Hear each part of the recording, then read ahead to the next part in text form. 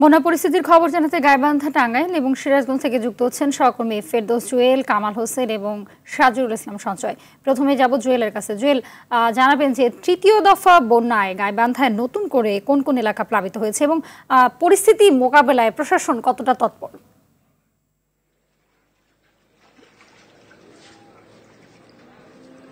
হাবিবা, আপনাকে জানিয়ে রাখছি যে গাইবান্ধায় 4টি উপজেলা, সুন্দরগঞ্জ, সদর, ফুলছড়ি এবং সাঘাটা 4টি উপজেলার 26টি ইউনিয়ন প্লাবিত হয়েছে। এর অধিকাংশ কিন্তু ব্রহ্মপুত্র বন্যা নিয়ন্ত্রণ বাঁধের বাইরে, অর্থাৎ ব্রহ্মপুত্র তিস্তার যে চরগুলো আছে, 165টি চর আছে, এই 165টি চরেই কিন্তু প্লাবিত। ব্রহ্মপুত্র নদীর পানি 91 সেন্টিমিটার উপরে উঠেছিল, তা গত 2-3 দিনে 35 সেন্টিমিটারে, গতকাল পর্যন্ত 35 সেন্টিমিটার ছিল, আজ সকালে সেটা 44 সেন্টিমিটারে ওঠে। কিন্তু এখন এই মুহূর্তে 34 সেন্টিমিটার উপর দিয়ে প্রবাহিত হচ্ছে। পানির যে এই ওঠানামার কারণে মানুষের দুর্ভোগ কিন্তু বাড়ছে। বিশেষ করে গবাদি পশু নিয়ে যে চরে যে মানুষগুলো আছে, তাদের যে একদিকে যেমন গবাদি পশুর খাদ্য সংকট রয়েছে, পাশাপাশি মানুষেরও কিন্তু রান্না করে খাওয়ার তেমন কোনো ব্যবস্থা নেই, যে কারণে তারা দুর্ভোগে রয়েছেন।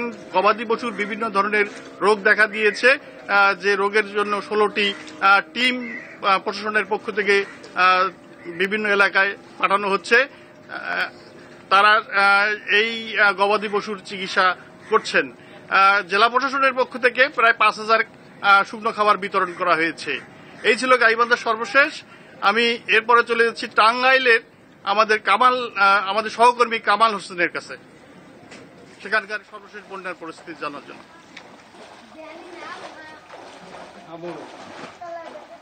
আপনাকে ধন্যবাদ। গাইবান্ধার মতো টাঙ্গাইলেও কিন্তু বন্যা পরিস্থিতি অনেকটাই অবনতি হয়েছে। 3 দিন টাঙ্গাইলের যে সমস্ত বড় বড় নদী রয়েছে, যমুনা, দিনা এবং দলেশ্বরী, টানা 3 দিন পানি কমলেও গতকাল থেকে কিন্তু আবার পানি বৃদ্ধি শুরু হয়েছে।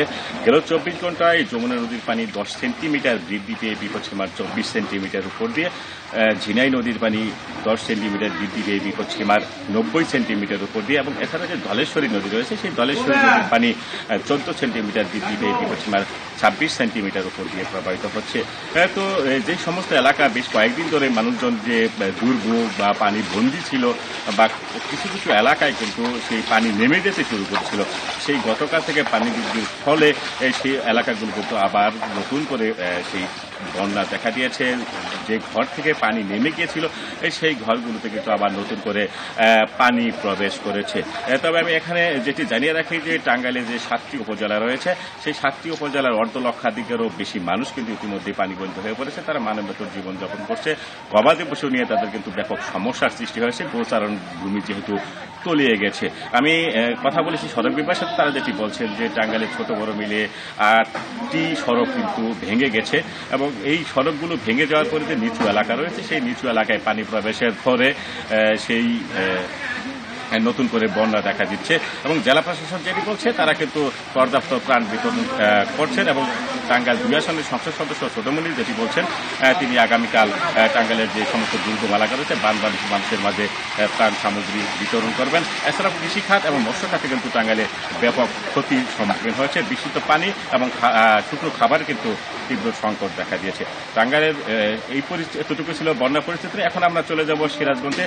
সেখানে কিন্তু অনেক মানুষজন কিন্তু পানিবন্দী হয়েছে, লক্ষাধিকের মানুষ। সেই বিষয়ে জানাবেন সিরাজগঞ্জের সাজুরুল ইসলাম সঞ্চয়।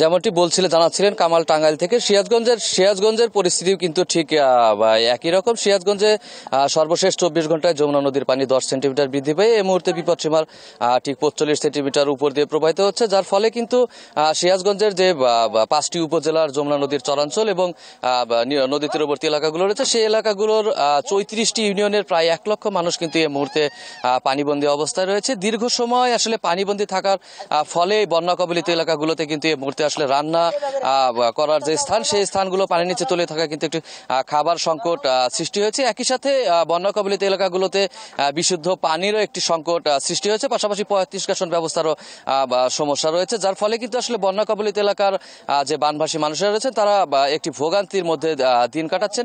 আর একটি বিষয় যে এই মুহূর্তে কিন্তু সিরাজগঞ্জের এই 5টি উপজেলার প্রায় 10,000 হেক্টর ফসলি জমির ফসল পানির নিচে তলিয়ে রয়েছে, যার ফলে কিন্তু কৃষকেরাও একটি ক্ষতির মধ্যে রয়েছে। আরেকটি বিষয় যে আজকে থেকে কিন্তু সিরাজগঞ্জে আসলে সিরাজগঞ্জ জেলার যে অভ্যন্তরীণ নদ নদীগুলো রয়েছে, ফুলজোর, ইসামতি, বড়াল এবং চলনবিল, সেগুলোতেও কিন্তু যমুনার পানির বৃদ্ধি শুরু হয়েছে, যার ফলে জেলার সার্বিক বন্যা পরিস্থিতি আসলে ক্রম অবনতি হচ্ছে। আরেকটি বিষয় আপনাদেরকে আমি জানিয়ে রাখতে চাই যে ইতিমধ্যে কিন্তু সিরাজগঞ্জের জেলা প্রশাসনের পক্ষ থেকে বন্যা দুর্গত যে এলাকাগুলো রয়েছে সেই এলাকাগুলোর জন্য 133 মেট্রিক টন চাল এবং নগদ 5 লক্ষ টাকা এবং 300 প্যাকেট শুকনো খাবার কিন্তু বরাদ্দ প্রদান করা হয়েছে, যেগুলো আসলে স্থানীয় সরকারের মাধ্যমে কিন্তু দুর্গতদের হাতে পৌঁছলেও এই ত্রাণ কিন্তু আসলে পর্যাপ্ত পরিমাণ নয়। দুর্গত এলাকাগুলো ঘুরে আমরা যেমনটি দেখেছি এখনো ত্রাণ না পাওয়ার একটি অভিযোগ রয়েছে। তো আজকে আমরা সিরাজগঞ্জের পানি উন্নয়ন বোর্ডের নির্বাহী প্রকৌশলীর সাথে কথা বলেছিলাম। তিনি আমাদেরকে যেমনটি জানিয়েছেন যে আরো 2 দিন কিন্তু সিরাজগঞ্জের যমুনা নদীর পানি বৃদ্ধি পাওয়ার একটি আশঙ্কা রয়েছে। তো এই ছিল সিরাজগঞ্জের বন্যার সবশেষ খবর। আপনাদেরকে